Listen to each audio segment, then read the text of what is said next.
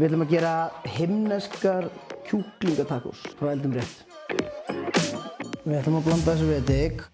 Herru, skref nr. 2. Hitið lítinn pott á miðlungshita, bætið smá olíu og steikið hrísgrjóna kryddmauk í stutta stund þar til það fer að ilma. Er það eitthvað í slappinni?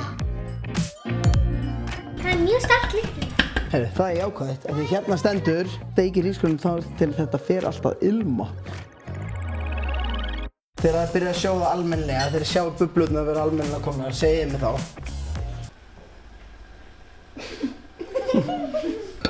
Og leyfum þess að malla á meðan við förum að gera næsta. Veistu hver gaf mér hennar hníf?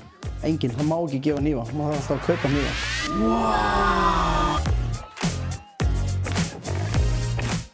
Olli, ég veit ekki hvort þú þorir en ég þarf smá stóru stráka hjálp núna þegar maður steikir kjúklinginn. Heyrðu hljóðið. Ekki borða þetta núna. Bara eitt. Ég lofa bara eitt. Ok, bara eitt. Olli, hvernig þetta á bragðið? Það er gott eða? Það er ekki meir. Sko ég er auðvitað ekki hlutlaus verandi hérna að leika í Eldur Rétt auglýsingu.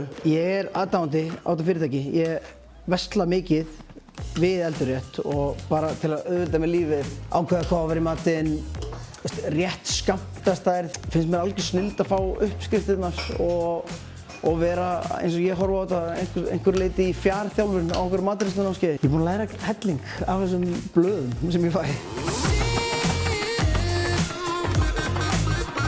Mér finnst þetta þægilegt að koma heim og kassin er þarna og þessi tilbúinu pókar til að setja inn í ísskápinn.